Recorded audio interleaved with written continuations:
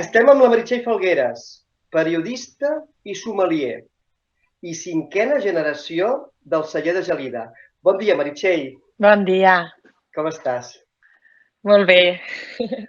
Escolta, Meritxell, en aquests moments estàs col·laborant en diferents programes de televisió i algun de bastant revolucionari. Doncs la veritat que jo sempre havia fet televisió, però més a les tardes, no? El divendres de TV3 amb l'Espartac Parant. I ara doncs vaig començar amb Pop-Up Chef a estar més en prime time, però clar, jo sobretot la meva faceta com a mare, això vol dir que els dies que vaig a l'Obrir en Fil a TV1 amb el Xavi Sardà i l'Anna Boades o al Sexual Revolution amb l'Ares Teixidor, doncs que realment això sí que ho noto que el meu dia a dia, que haig d'aprendre molt més que fer el dia següent, perquè a mi el que m'agrada és anar-me'n a dormir molt aviat i aixecar-me molt aviat. Meritxell, en moltes ocasions parles dels productes del territori, de proximitat, de casa nostra, vaja. Tu creus que arrel de la pandèmia aquests productes en aquests moments estan més apreciats? Sí, totalment, perquè la gent doncs a l'estar obligats a parar, quan tu pares penses.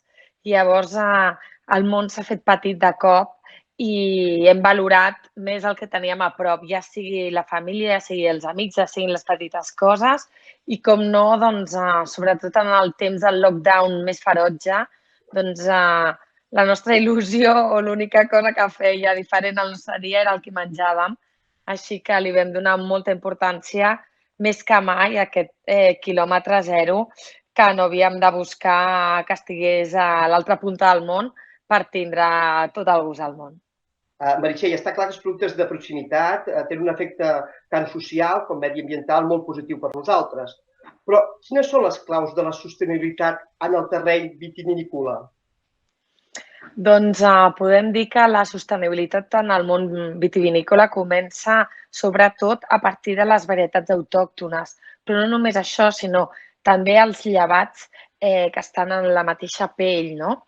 I s'ha vist que els vins del futur són com es feien en el passat, no? Una mica doncs, retornar a com feien el vi els nostres avis, però amb enòlegs que han estudiat per fer-ho bé i així doncs, fer els vins amb la mínima intervenció possible i sobretot perquè puguin reflectir aquest terroir. Parlem una mica de cafè. Com a experta en vi, quines creus que són les similituds entre el vi i el cafè?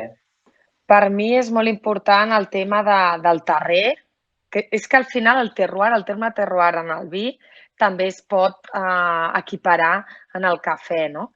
Que és no només el terreny, sinó també és la climatologia i sobretot la gent que ho fa. Al final, algú va contar que hi havia més de 900 decisions darrere de fer un bon vi, no? Faig en fusta, no?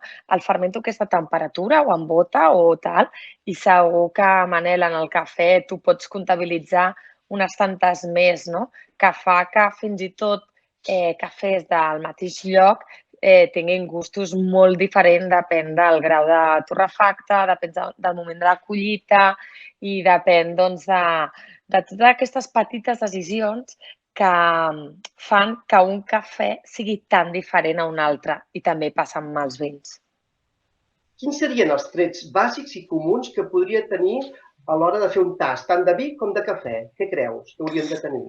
Els trets bàsics per degustar un cafè i un vi, ja sabeu que tot comença visualment, no? Que ens enamorem també a primera vista, però ja us dic que ja tant el cafè com el vi, si no és perfecte, ja els jurats ja n'hi anem més enllà. Després és veritat que és imprescindible el tema del nas. Cada vegada busquem doncs, cafès més diferents, vins més originals i a vegades amb els torrefactes no, es podria solapar. Ho dic sobretot amb els vins, quan tostem molt, quan torrem molt la bota per dins. I el que sí veig és que a nivell gustatiu cada vegada es dona més importància a aquesta acidesa, que al final és la columna vertebral dels líquids i que també marca molt el maridatge.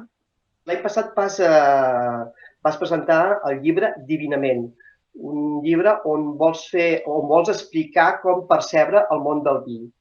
Com l'hem d'entendre nosaltres, aquest llibre? Com l'hem de llegir? O com l'hem d'interpretar, vaja? Doncs vaig intentar que el Divinament fos el llibre del vi del segle XXI, amb codis QRs, amb aquests vídeos que tant faig per les xarxes, amb exàmens, amb pràctiques, i que fos un ABC però que pogués arribar a la Z, no? Realment, fins i tot acabo amb una infografia firmada pel Jordi Català, que explico fins i tot el vi en el continent asiàtic, o amb unes fotos que ens poden recordar molt a la meva compte d'Instagram, Wines and the City, amb la Nona Arruga, amb la que vaig treballar un mes, doncs perquè tingués realment, perquè fos un llibre molt viu i molt visual també. Meritxell, sobre els hàbits del consum del vi, a vegades o sometimes una mica qüestionables, tu creus que aquests hàbits són molt semblants als hàbits del consum del cafè? És veritat que el que és important és beure poc, però bo, no?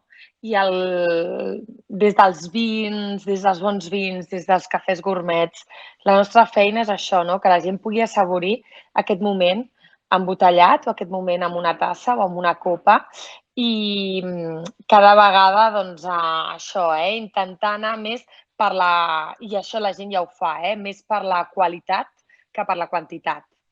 Entre els diferents grups de població, tu creus que hi ha diferents hàbits, tant en el consum del cafè com del vi?